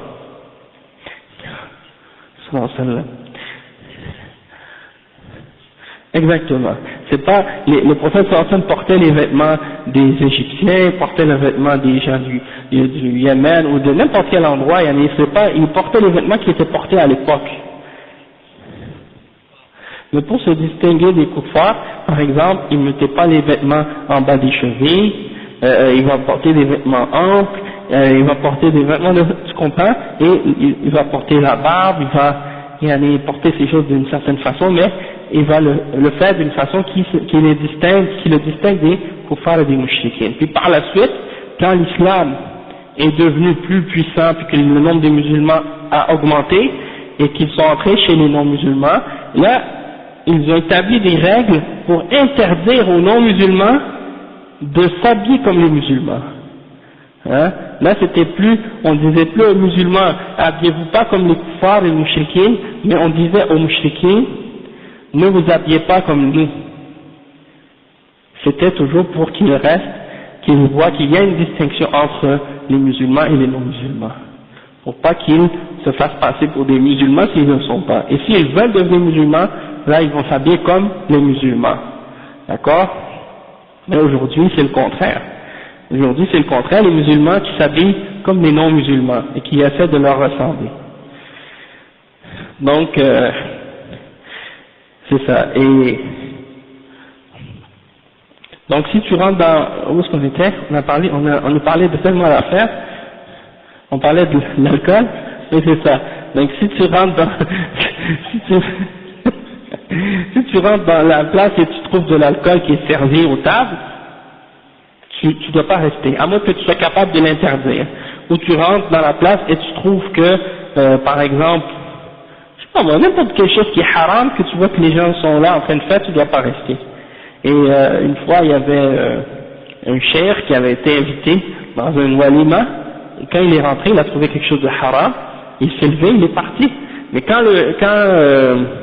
l'homme qui a invité le cheikh a vu que le cheikh voulait partir, tout de suite il l'a fait arrêter, il a fait stopper les choses qui étaient haram, parce que qu'est-ce qui se passe dans certains pays, quand ils invitent des choujours, soit pour lire le Coran ou des choses comme ça, dans certains pays, ils ont pas, les ulama pas les ulama, mais c'est-à-dire les qurra, ceux qui récitent le Coran ou d'autres choses comme ça, c'est comme des gens qui viennent parce qu'ils veulent avoir de l'argent, par exemple. Ils sont invités pour venir pour lire le Coran. Donc, on leur donne un peu d'argent. Et ils n'ont pas de respect pour eux-mêmes. C'est comme s'ils viennent pour tendre la main pour demander. Presque, Ali. Donc, à cause de ça, les gens méprisent un peu, dénigrent ces réciteurs de Coran ou ces gens qui parlent de l'islam. Ils ne les respectent pas. Et donc, quand ils sont invités dans un endroit et qu'il y a quelque chose de haram, ils ne vont pas dire rien. Ils ne vont pas dire un mot pour critiquer ou interdire ce qui est haram. Donc, ils vont s'asseoir là, puis regarder tout ce qui est haram, comme si rien n'était. Et puis, ils vont rester assis. Tandis que les ulama de Ahl Sunnah wal Jama'a, qui suivent le Coran et la Sunna, eux, c'est le contraire, ils sont respectés. Et ils ne viennent pas, ils ne font pas inviter dans un walima pour recevoir quelque chose des gens, ou pour demander de l'argent aux gens. Ils viennent là-bas parce qu'ils veulent respecter l'ordre du prophète sallallahu alayhi wa sallam qui les a invités. Le prophète a dit, si on vous invite, vous devez répondre à l'invitation. Donc, ils vont au walima, et s'ils voient quelque chose de haram, ils se lèvent et ils partent. Ou bien ils disent, ça c'est haram. Si la personne refuse de l'enlever ou de le changer, il dit, d'accord, je m'en vais. Alors ça montre qu'ils ont du respect pour eux-mêmes et pour la science qu'ils portent, et ils ont en même temps le respect des gens, parce qu'on voit que c'est des hommes qui sont sincères et qui ont des principes et qui gardent les règles de la religion, et à cause de ça ils sont respectés par les gens. C'est pas qu'ils veulent faire al-mujamala, veulent faire plaisir aux gens pour se faire accepter pour que les gens les aiment. D'accord? Ils veulent juste que Allah soit satisfait d'eux. Même si les gens ne sont pas contents avec eux par la suite, ça ne les dérange pas. Donc c'est comme ça, les ulama de Ahl Sunnah, comment ils agissent. Et donc c'est pour ça que le cheikh il a dit, si vous enlevez pas ça, moi je pars. Et tout de suite la personne a dit, ok, on va l'enlever, on va l'arrêter. Et donc ils ont enlevé la musique, ils ont arrêté les choses haram. Et puis là, dans ce cas-là, le cheikh il est resté. Mais ça c'est l'attitude du alim qui a un impact, qui est capable d'influencer et de changer les choses, de faire comprendre aux gens qu'est-ce qui est haram et d'ordonner le bien, d'interdire le mal avec sagesse, avec connaissance. Tandis que les autres, ils viennent juste pour al-mujamala et pour peut-être même recevoir de l'argent, hein. Donc ça c'est, il y a des frères qui m'ont dit que dans certains pays, il y a des récitateurs du Coran, qu'est-ce qu'ils font? Ils restent assis dans les cafés, ils boivent le chicha, puis ils jouent aux cartes, au domino avec les gens dans le café. Puis là, quand quelqu'un il y a un mariage ou quelque chose comme ça, ils viennent le chercher, ils disent ok viens, on a besoin de toi pour lire le Coran. Ils vont lire le Coran, puis on lui donne l'argent. Donc, c'est-à-dire, ils ont mémorisé le Coran du début jusqu'à la fin, mais ils n'ont pas un poil de barbe, ils pratiquent rien de la sunna, ils ordonnent pas le bien, ils n'interdisent pas le mal, et puis ils connaissent rien de l'explication du Coran. Donc c'est pour vous dire que c'est des gens, comme le prophète sallallahu alayhi wa sallam, comme Allah il l'avait décrit dans le Coran, c'est comme des âmes qui transportent des livres, comme les juifs, hein? Des âmes qui transportent des livres, mais ils n'appliquent pas, puis ils n'agissent pas selon les règles de ce livre. Donc, c'est ça aussi, ça veut dire quoi? Ça veut dire que celui qui possède une connaissance de l'islam, comme un imam, ou un cheikh, ou quelque chose de ce genre, s'il est invité dans un walima, il doit donner l'exemple, et il a plus de responsabilité que les autres. Parce que les gens vont le regarder. Si lui, il quitte, parce qu'il y a quelque chose de haram, ça va avoir un impact sur les gens. Ils vont dire, ah, regardez, le cheikh, il est pas resté, il est parti. Hein? Ça va inspirer les autres. Mais s'il reste, puis il commence à sourire, puis faire semblant de rien, ça fait un problème. Hein? Puis il y en a qui parlaient de ça, il y en a dans certains pays, subhanallah, les chouyours, c'est comme ça. La femme, elle vient pour faire son mariage, son contrat de mariage, avec les cheveux, le maquillage, les talons, la robe et tout, il rentre chez le cheikh, hein, le cheikh il rit avec elle, puis tout ça, il rit avec le gars comme si rien n'était, il va même pas lui dire ça fait haram, t'as pas le droit de marcher puis de montrer tes cheveux puis ton corps comme ça, il va même pas dire un mot. Il y a dans des situations comme ça, moi, tu as le droit tu sais, c'est des gens, tu sais qu'ils pratiquent pas l'islam, ils font pas la salat ou des choses comme ça, tu fais pas le témoignage. Moi, il y a des fois qui sont venus, il y a des gens qui sont venus ici, là, ils m'ont demandé de faire des mariages pour eux. Ils se demandaient, est-ce que tu fais la prière? Ils m'ont dit non. Et la femme avec qui tu te maries, est-ce qu'elle fait la prière? Ils m'ont dit non. Ils disaient, je m'excuse, je peux pas te marier. Je fais pas de mariage pour des gens comme ça qui font pas la prière. Hein? Et ils étaient fâchés, ils étaient en colère. Et là, et même la personne la personne en question, elle a demandé aussi, en premier c'est son ami qui est venu demander pour lui. Moi j'ai refusé. Après lui il est venu en personne pour me demander, j'ai dit non. Quand son ami est retourné en France, parce qu'il était en visite ici, il est retourné en France, il m'a appelé de la France ici. Et puis il m'a dit, vraiment, c'est pas correct, qu'est-ce que tu as fait, je comprends pas pourquoi tu as refusé. Il a dit, moi-même il m'a dit, je suis moitié musulman, moitié chrétien. J'ai dit, comment ça t'es moitié musulman, moitié chrétien? Il dit, parce que ma mère est chrétienne, mon père est musulman, donc je suis moitié chrétien, moitié musulman. J'ai dit, a'oudou billah, j'ai dit, toi t'es musulman, soit t'es chrétien, tu peux pas être entre les deux, hein, parce que il mélange la nationalité ou l'origine avec la religion. La religion, l'islam, c'est pas une nationalité. L'islam, c'est une croyance, c'est une foi, c'est des principes, c'est des règles qu'on doit appliquer, qu'on doit respecter. C'est pas une nationalité. Donc, si tu as accepté la foi et les principes et la croyance, tu es musulman. Si tu n'as pas accepté la foi et la croyance, même si tu as la nationalité, même si tu es né dans un pays musulman, que tes parents sont musulmans, hein, de génération en génération, mais que toi, tu ne crois pas au Coran et à la Sunna et aux règles de la foi, tu n'es pas musulman. Même si dans ton papier de naissance c'est écrit musulman, tu n'es pas musulman. Hein, il y a beaucoup de gens qui comprennent pas ça. Là, être musulman, c'est pas juste avoir une carte ou un certificat de naissance qui est écrit dessus musulman, puis que tu dis avec ta bouche je suis musulman, mais que dans ton cœur tu crois pas à rien de ce qui est rapport avec l'islam, tu crois pas au Coran, tu crois pas à la Sunna, tu crois pas aux principes de la foi dans l'islam, tu te limites pas et tu n'appliques pas les règles de l'islam. Maintenant, les musulmans ils prennent la religion musulmane comme les juifs.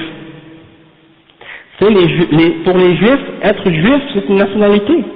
C'est-à-dire t'es juif parce que ta mère est juive et donc c'est-à-dire que t'es juif. Même si tu crois pas en Dieu, même si tu crois pas en la religion, t'es juif parce que c'est une chose, c'est relié avec la nationalité, hein, c'est lié avec la race, l'appartenance à une ethnie. Tandis que l'islam c'est pas ça. L'islam ça n'a pas rapport avec une ethnie.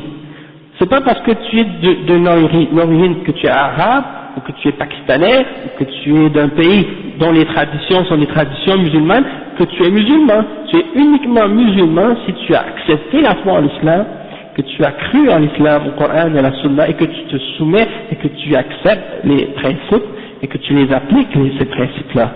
Donc ça c'est quelque chose maintenant, j'ai remarqué ça. Surtout dans les musulmans qui ont vécu longtemps comme en France ou en Europe, des choses comme ça, ils ont mélangé la nationalité ou l'ethnie avec la religion et ils ont comme pris les deux comme si c'était un journal qui dit je suis moitié chrétien, moitié musulman. Ça n'existe pas ça. C'est ça, ça c'est l'ignorance. C'est comme, je vois j'ai entendu des reportages ou des émissions de télé en France, ça m'a vraiment fait rire parce que tu vois des femmes qui portent pas le hijab, font pas la prière, font pas le jeûne, la seule chose qu'elle fait peut-être c'est qu'elle mange pas de porc, et elle dit je suis une musulmane pratiquante, hein, je dis mais c'est quoi être pratiquante? Pas manger de porc, c'est ça la pratique de l'islam.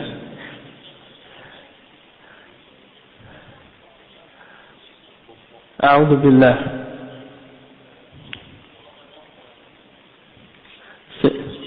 Ouais, c'est ça.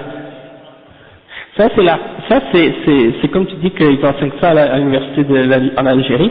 Ça c'est l'aqida ash'ariyya. C'est une aqida de mubtadi'a, ça c'est l'aqida de murji'a. C'est ça, c'est une aqida qui est contraire à la vérité.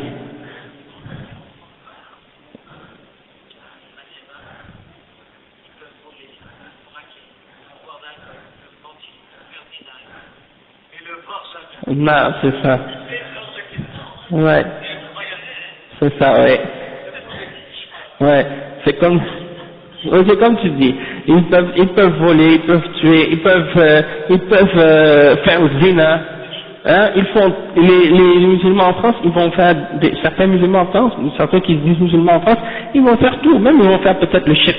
Ils jurent par sa mère, ils jurent par son père, ils jurent par autre que Allah, ils croient aux horoscopes, à toutes sortes de trucs, et ils vont voir les voyantes, hein, ils vont croire en la magie, dans toutes sortes de bid'a et de shirk, hein, ils vont voler, ils vont mentir, ils vont faire n'importe quel autre péché, ils font pas la salat, ils font pas le jeûne, mais ils disent je mange pas de porc.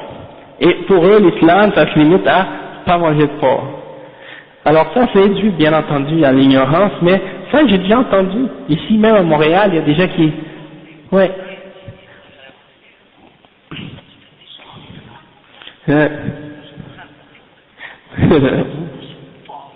Tu vois, moi je vais te dire quelque chose, mon frère. Tu vois, pas faire la prière, c'est plus grave que de tuer, c'est plus grave que de voler, c'est plus grave que de manger du porc, c'est plus grave que de tout ça, parce que c'est un péché que le prophète sallallahu alayhi wa sallam a appelé kufr. Et un péché que le prophète sallallahu alayhi wa sallam a appelé kufr, c'est plus grave que notre péché que le prophète sallallahu alayhi wa sallam n'a pas appelé kufr. Donc il y a des gens qui disent non, moi je vole pas, je tue pas, je mange pas de porc, des choses comme ça, mais fais pas la prière. Pas faire la prière, c'est plus grave que manger du porc, c'est plus grave que tuer, c'est plus grave que voler. Donc il y a des gens, tu vois, ils jugent mal les choses dans la religion. Et donc, tout ça c'est dû à l'ignorance de l'islam. Et aujourd'hui, tu vas voir en Europe, étant donné que les gens ont pris la religion comme une tradition, surtout même les Français, pour eux, l'islam c'est synonyme d'arabe. Hein? Donc, arabe égale musulman, alors que ça c'est faux. Et donc, eux ils se disent, ah, ces arabes-là sont des musulmans, même si ils pratiquent pas l'islam, c'est des musulmans. Et tout ce que les musulmans font, ils disent c'est l'islam. Donc ça c'est bien entendu c'est pas vrai. Wa alaykum salam wa rahmatullahi wa barakatuh. Donc, pour des exemples qui sont mentionnés ici, par exemple, à propos de qu'est-ce que j'ai expliqué à propos de ce qui est interdit d'assister au walima, c'est ça. C'est ça comme je disais tout à l'heure. Il y a des gens qui dénigrent les ulama, ou certains des shuyukh, parce que on les appelle pour venir lire le Coran, par exemple, ok? Donc, on vient, on les amène, on dit, ok, viens, tu vas lire le Coran. Là, ils rentrent, commencent peut-être la fête, ils vont lire les versets du Coran. Mais c'est des gens pervers, c'est des gens désobéissants, des musulmans qui désobéissent à Allah. Donc, ils invitent le cheikh au début, c'est juste comme pour baraka ou quelque chose comme ça. Ils veulent une bénédiction. Puis après, quand le cheikh a fini de lire le Coran, là, ils vont commencer à mettre la musique, les femmes, ils dansent avec les hommes, ils vont peut-être avoir de l'alcool, il y a un DJ ou bien un orchestre, après il y a une danseuse du ventre qui va venir, qui vont faire son spectacle, et lui, il est là, il regarde ça, il participe avec eux dans toutes ces choses haram, comme si rien n'était. Il va pas dire aux gens, ça c'est haram, parce que il fait ça, c'est son gagne-pain, le Coran dans les occasions de ce genre. Ça c'est dénigrer le Coran. Pas là-bas, bon tu vois, ils appellent pas là-bas, ça c'est la honte. Ça, dans des cas comme ça, déjà tu vois que c'est pas permis en premier pour eux d'assister à ces mariages-là. Puis il se dit, Allah yakun hunaka munkar ka shurb al-khamr wal malahi, فإن كان نظر وكان ممن إذا حضر رفع المنكر فليحضر إجابة للدعوة وإزالة للمنكر وإلا حرم عليه الحضور لأنه كالراضي بالمنكر وإقرار كالرضا كالراضي بالمنكر وإقراره. Donc tu vas aller là-bas, si tu sais que lorsque tu vas arriver là-bas les gens vont te voir, ils vont avoir honte de faire ce qui est haram et donc ils vont, à cause de toi tu penses qu'ils vont pas le faire parce qu'ils ont peur de toi et de ta science, dans ce cas-là oui tu y vas dans le but d'interdire le haram. Mais si tu penses que tu vas y aller puis qu'ils vont faire le munkar, ils vont pas arrêter de le faire quand même, même si tu es là, tu n'as pas le droit de rester. Tu es obligé de te lever puis de partir, parce que si tu restes là en train d'écouter puis de regarder les gens, malgré ce qu'ils font, c'est comme si tu es satisfait, comme si tu as accepté ce qu'ils font. Et donc ça c'est haram, et c'est pas permis pour toi de rester. فَلَا يَسْمَعْ وَيُنْكِرْ بِقَلْبِهِ. Tu vas pas rester, écouter ou voir, puis tu dis dans ton cœur, ah moi j'aime pas ça. C'est comme si, ana unkir bi qalbi, je change le mal avec mon cœur, dans le minimum de la foi. Non, tu dois te lever puis sortir. كما لو كان في جوازه في جواره منكر يضرب فلا يلزم تحول وإذا بلغه الصوت.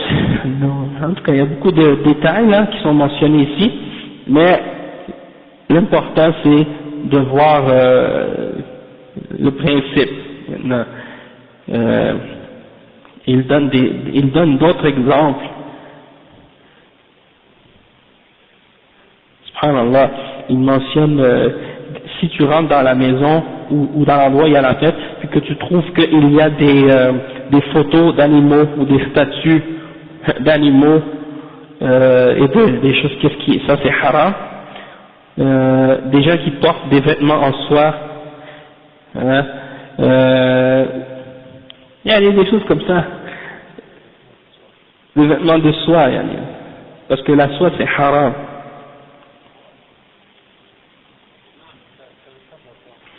C'est haram pour l'âme, oui, la soie. Puis la femme, elle peut pas porter des vêtements de soie qui sont trop minces puis transparents devant les hommes. Faut pas que ce soit devant des hommes étrangers, faut que ce soit juste devant son mari. Il y a des femmes qui pensent, depuis qu'elle est habillée, et puis qu'elle a caché ses cheveux, c'est pas grave quelle sorte de vêtements qu'elle porte, quelle sorte de matériel, devant n'importe quel homme. Et ça c'est pas correct. Faut que ce soit, faut qu'elle soit couverte par un djilbab devant des hommes étrangers. C'est pas juste n'importe quel vêtement, comme le vêtement qu'elle porte à la maison, comme une jupe ou une robe de fête, une robe de bal par exemple. Ça, des robes de bal, ça c'est des robes qui sont une décoration, c'est un embellissement. Tu peux pas porter devant des hommes, même si tu as caché tes cheveux. Ça c'est une robe, tu dois porter par-dessus un djilbab, c'est-à-dire un long drap, une couverture longue qui va partir de la tête jusqu'aux pieds, et qui va cacher tous les vêtements et tout le corps que tu portes, pour pas que les hommes ne te voient, ni toi, ni tes vêtements. Et ça,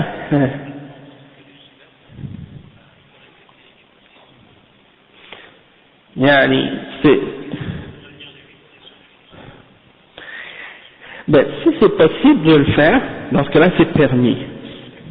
Mais je pense pas que c'est possible. C'est vrai, je pense pas autre que le djilbab. Oui, c'est ça. Parce que les femmes, bon, c'est possible de le faire, par exemple, peut-être, mais j'ai pas vu jusqu'à maintenant des exemples qui le respectent. Peut-être oui.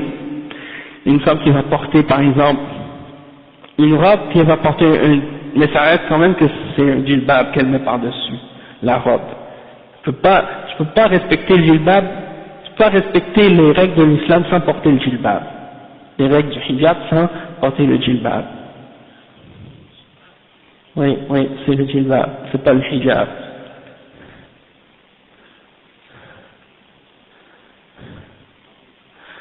Non, c'est pas ça le djilbab. Quand on dit le djilbab, c'est pas le djilbab marocain. Le djilbab marocain que les femmes portent aujourd'hui au Maroc, ça c'est pas ça le djilbab dans le Coran. Le djilbab dans le Coran, c'est le grand drap comme une couverture que la femme met par-dessus de sa tête et qui descend jusqu'à ses pieds, qui couvre tous ses vêtements, qu'elle met par-dessus son djilbab marocain. Okay? Parce que le djilbab marocain, il fait la fitna. Il fait la fitna parce qu'il décrit les formes du corps et il est moulant un peu. D'accord? Et ça couvre pas comme il faut. Et il est décoré souvent et il est coloré. Donc la femme, elle doit porter par-dessus ce djilbab, par-dessus ce djilbab marocain, un djilbab.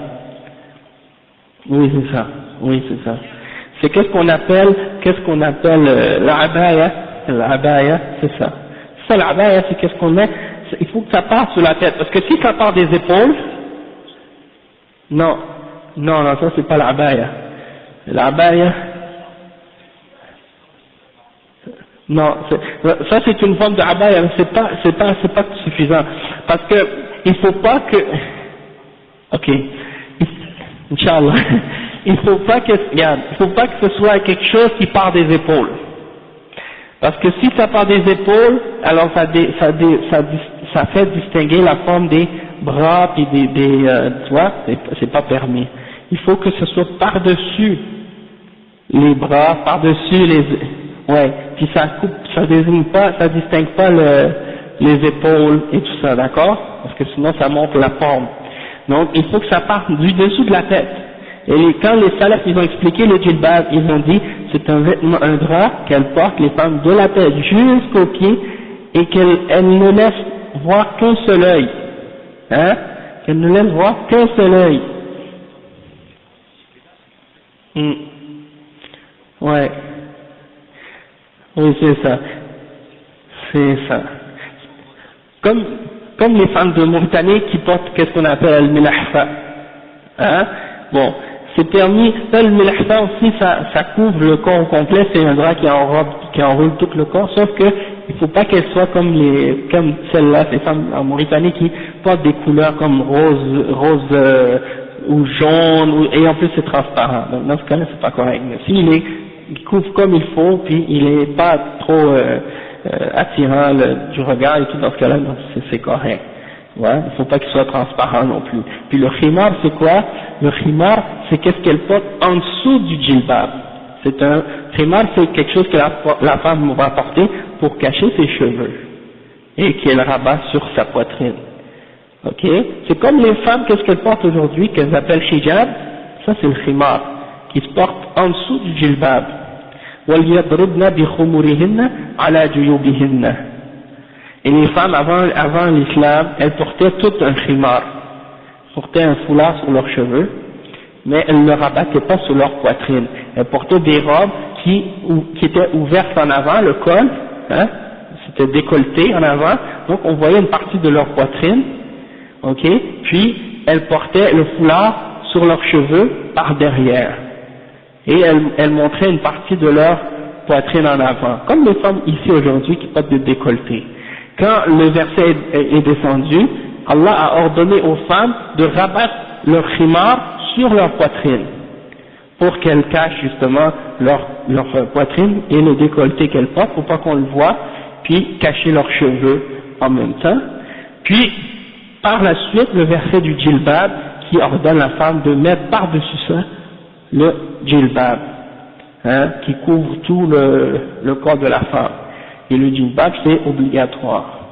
Ça part de la, c'est pas obligé d'être une robe comme, qu'est-ce que les femmes achètent dans les boutiques où on vend des vêtements pour les femmes musulmanes, c'est pas des djilbabs, ça respecte pas les règles du hijab, c'est des robes. Des fois même il y a des boutons en avant, il y a des décorations sur les manches, il y a toutes sortes de trucs comme ça. Alors qu'en réalité, c'est pas obligé d'être un vêtement, le djilbab.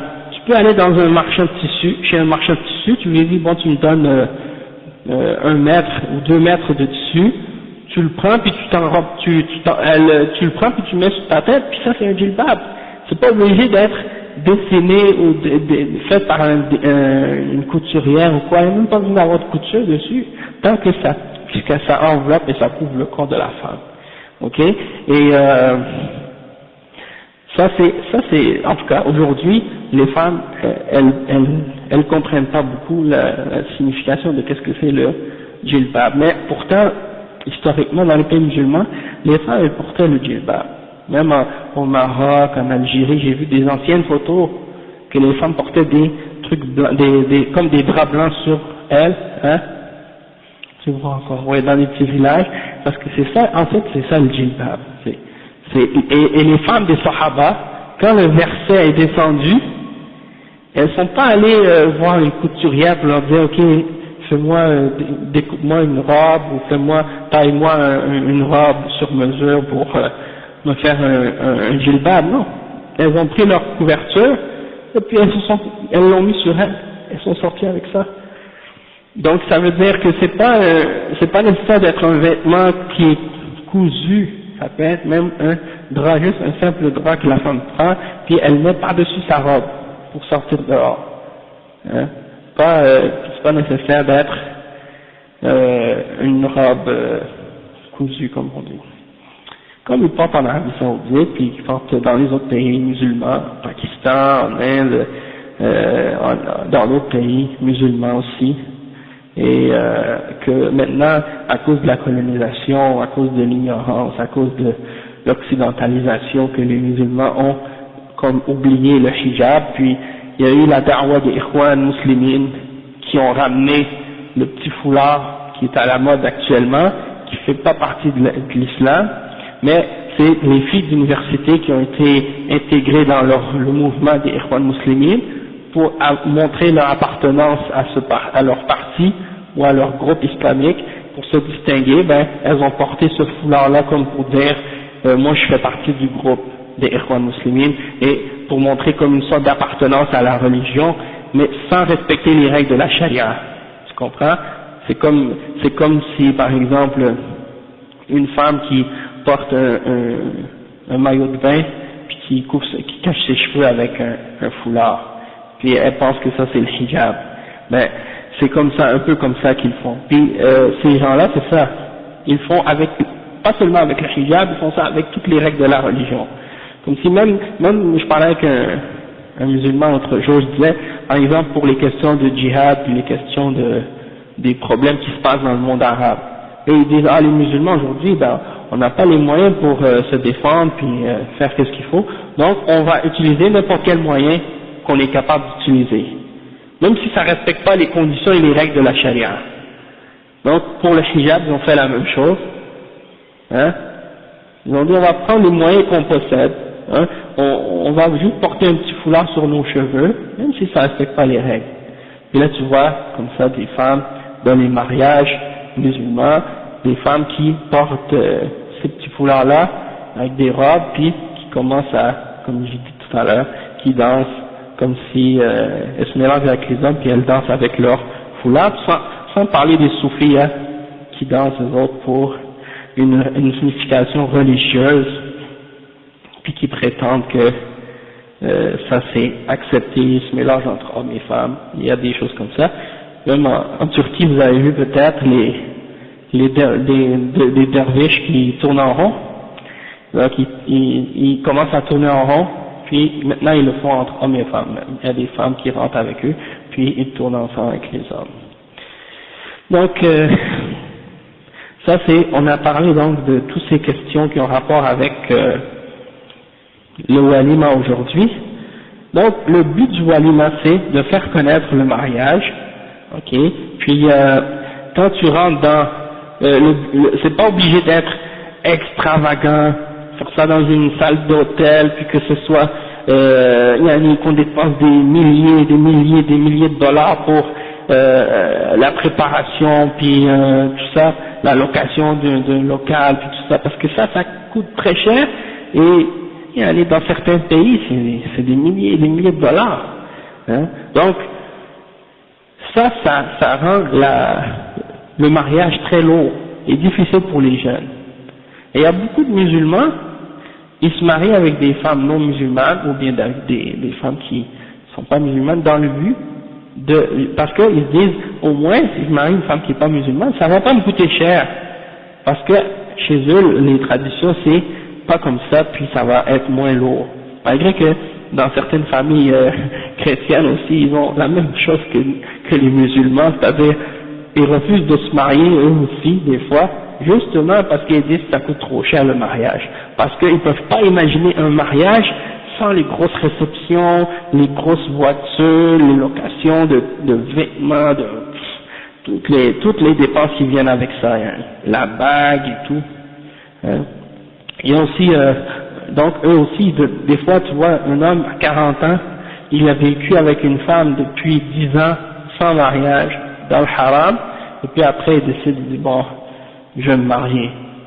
Parce que pour eux l'important c'est pas le mariage, c'est y aller d'être ensemble, ouais. C'est-à-dire c'est ça.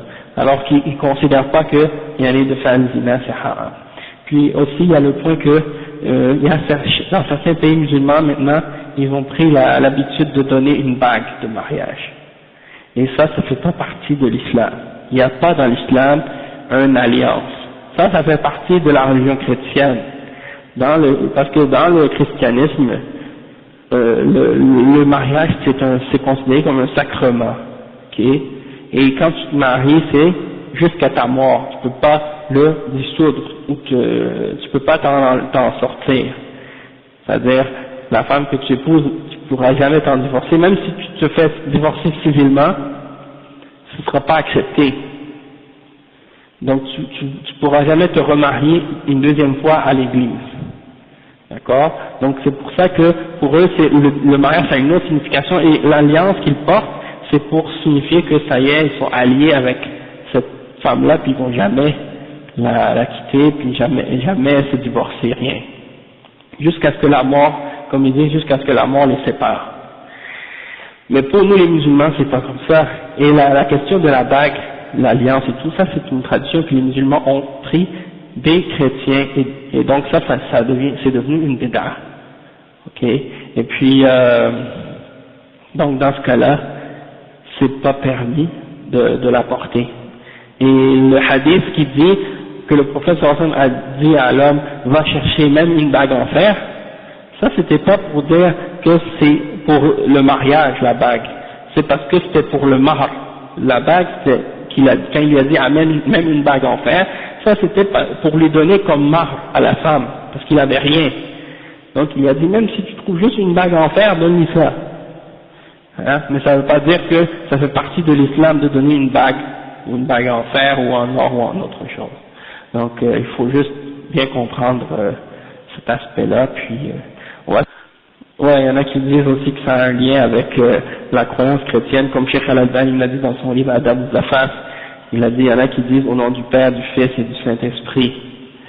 Il y a aussi un point aussi, c'est qu'il y en a que lorsqu'ils font le walima, les hommes pour se préparer pour le mariage, ils se rasent. Ils se rasent la barbe, puis ça c'est pour être beau. Lors du mariage, ils veulent être beaux, donc ils vont se raser la barbe. Et ça c'est, bien entendu, c'est le contraire en réalité. Quand un homme il se rase, c'est pour être laid, c'est pas pour être beau. Parce que de porter la barbe, c'est ça qui est beau. Et de la raser, c'est ça ce qui est laid.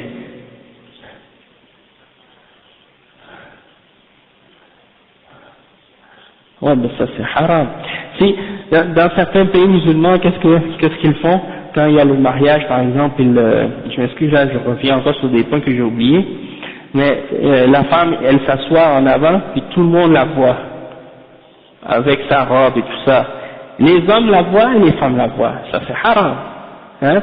Si la femme elle doit être avec les femmes et les hommes doivent être avec les hommes, séparés, ils ne doivent pas se voir les uns les autres. Et il y a aussi une autre chose pour finir, on va finir avec ça, dernière chose, Inch'Allah, c'est les caméras vidéo lors des mariages. Il y a des femmes et des hommes qui filment les fêtes de mariage, et dans les fêtes de mariage parfois il y a des femmes qui enlèvent leur hijab, qui sont voilées puis qui enlèvent leur hijab, et eux ils filment les femmes des gens. Et là, après quand ils invitent des gens à la maison, et ben là ils montrent aux invités la vidéo du mariage, et là tout le monde voit la femme des gens, et là ils disent ah oui ça c'est la femme de tel, et ça c'est un tel et tout. Et là, Donc ça c'est vraiment la honte de faire des choses comme ça. Donc ça c'est haram, hein. Et donc il faut faire très attention à ça. On n'amène pas des caméramans pour faire des photos aussi, parce que les photos c'est haram. Il y a beaucoup de musulmans qui amènent des caméramans lors du mariage pour imiter les chrétiens, avoir des souvenirs du mariage, et donc ils font des photos, puis après ils mettent ça sur les murs pour montrer comme si le jour de notre mariage on avait fait telle photo et tout. Et ça c'est aussi haram.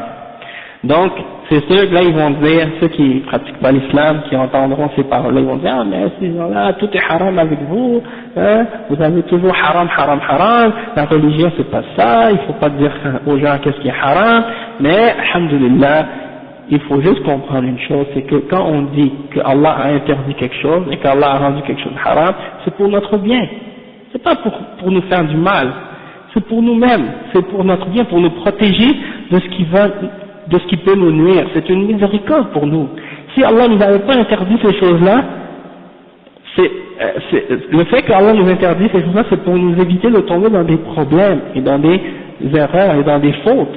Et c'est ça ce qui se passe aujourd'hui, qu'on est dans la situation dans laquelle on est, et qu'on a plein de problèmes dans nos vies et dans notre société, parce qu'on désobéit aux ordres d'Allah, puis qu'on dit, ah ben toujours haram, haram, haram, on veut faire ce qu'on veut.